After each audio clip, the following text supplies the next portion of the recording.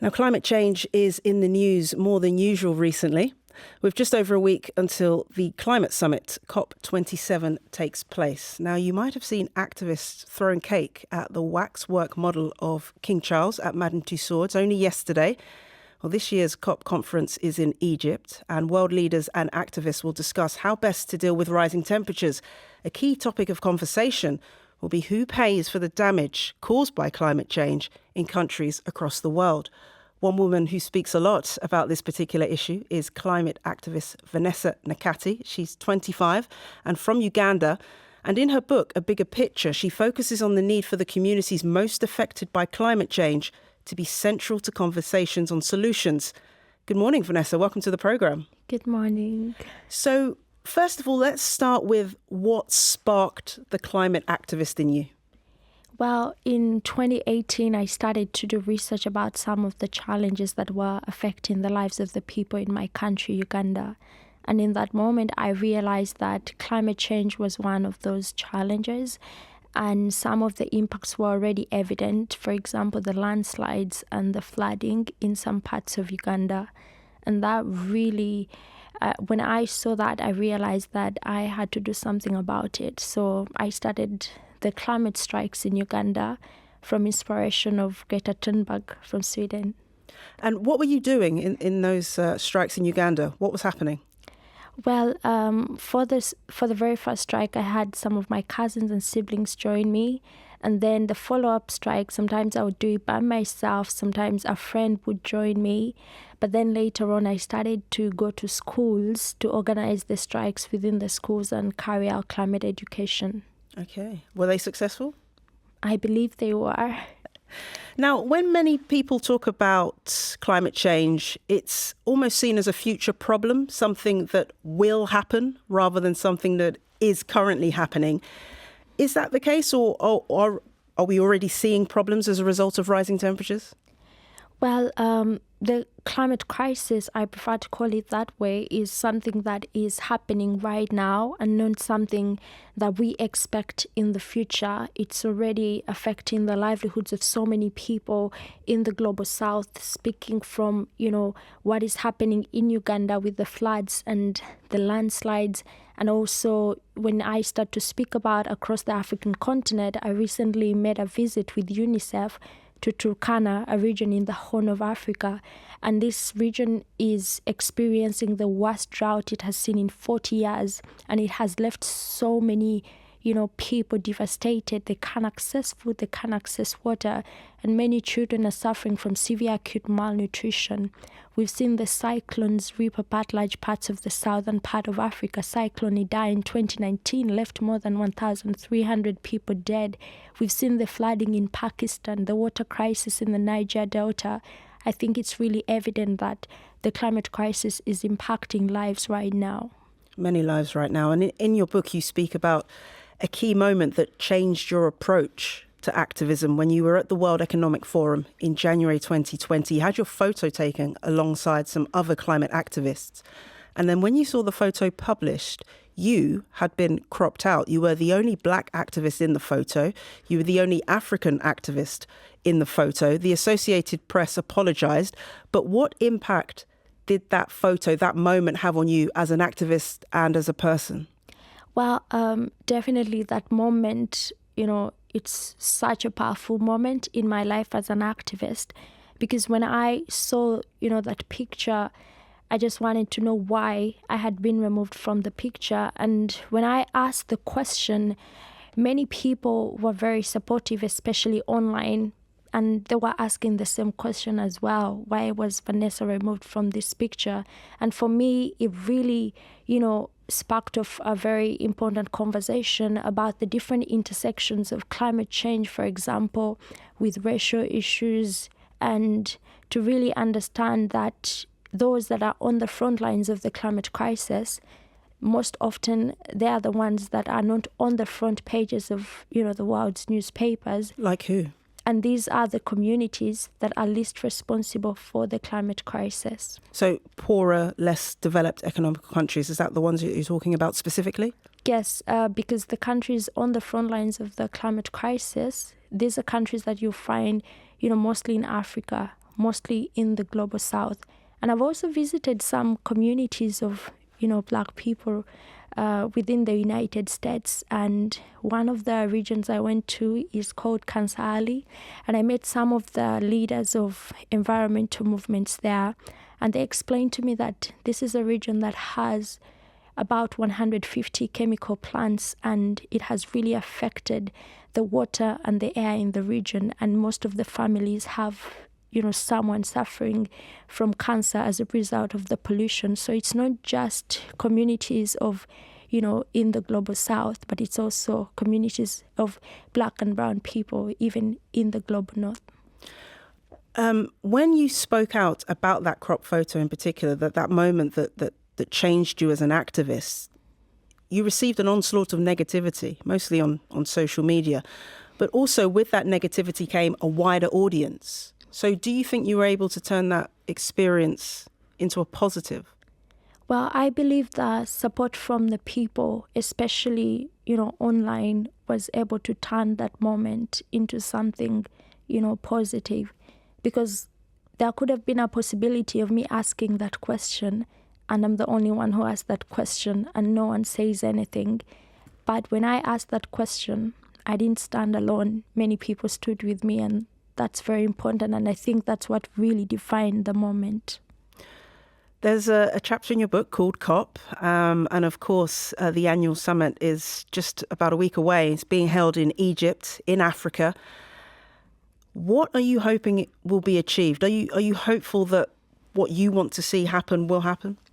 Well, when you come from a community that is on the front lines of the climate crisis, hope becomes a choice. You must hope if your community is to survive, and for me, going to COP, I must be hopeful, because that's where I find the strength to speak up and advocate with, fellow activists about the issues that are affecting our lives. And as we head to COP27, some of the, the demands of the different activists is the need to put an end to all new fossil fuel infrastructure, the need to transition to renewable energy, the need to address mitigation adaptation, for developing countries, and also a loss and damage facility. Loss and damage is happening right now, and for people who may not understand what it is, loss and damage is, that situation where the climate crisis pushes communities beyond adaptation. And for me, that is what I hope to see at the COP, a loss and damage facility. Yeah, in your book, you do mention the fact that the African continent has just 15% of the world's population, and it's responsible for only between 2 and 3% of global energy-related carbon dioxide emissions. So who do you think should be footing the bill? Well, I think that the countries that are historically responsible, most of which are countries in the global north, they have a huge responsibility. Countries like, the United Kingdom, they have a huge responsibility to help those that are on the front lines of the climate crisis. Is it a moral responsibility? I wonder, in practical terms, with countries like the UK who are struggling financially, as many countries in the world are at the moment, is it practical for richer countries to foot this bill and to spend money and help out poorer countries?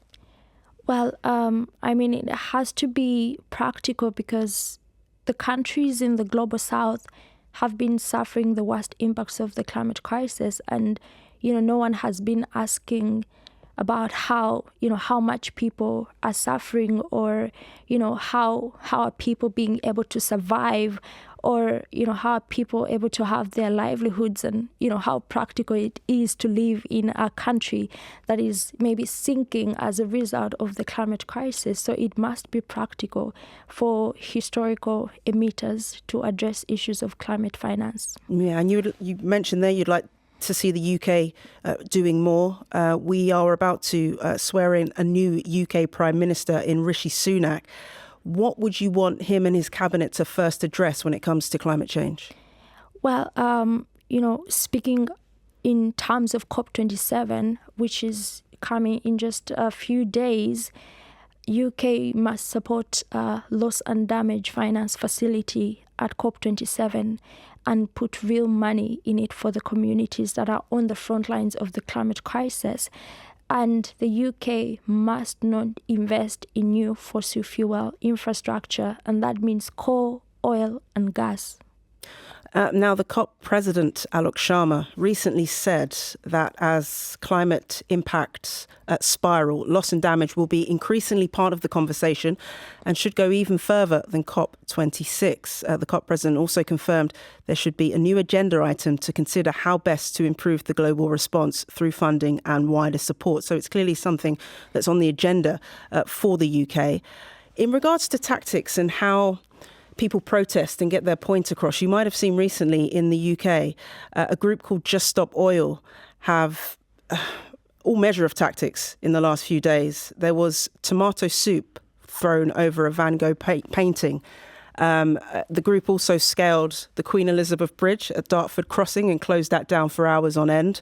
There was cake thrown at the King Charles waxwork at Madame Tussauds. Do you support that type of direct action? Is that how best to get the message across?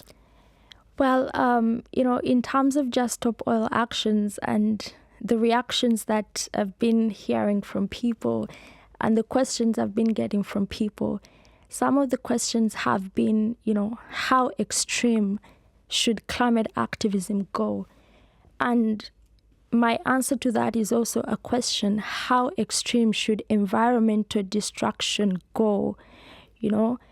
And sometimes, especially with the reactions I saw with the soup and the painting, if only that, frustration and that criticism, if only people had those same frustrations towards children that are starving as a result of malnutrition in the Horn of Africa, if only people carried that anger and that frustration for the people that are suffering as a result of floods in Pakistan. I just wish that we stop discussing what mode of action is right or not, or not right, and really focus on the major issues that are happening right now and people are suffering right now. And to be honest, it's a place of privilege for some people to know about the climate crisis through maybe their traffic being distracted. But for certain communities to know about the climate crisis, they live it.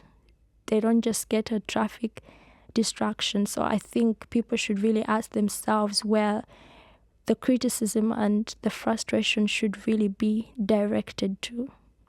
In your book, you talk of your admiration for the many female leaders who have brought attention to climate change around the world. If there were more women leading countries, do you think more progress would be made? Well, I believe so.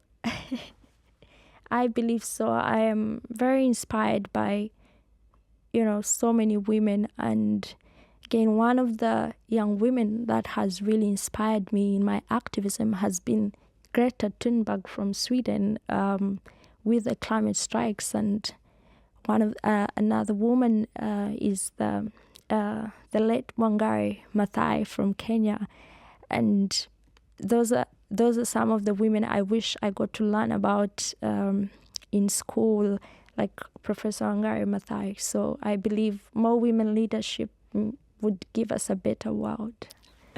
Vanessa Nakate, thank you so much for coming on to Woman's Hour, and best of luck at COP27. Thank you.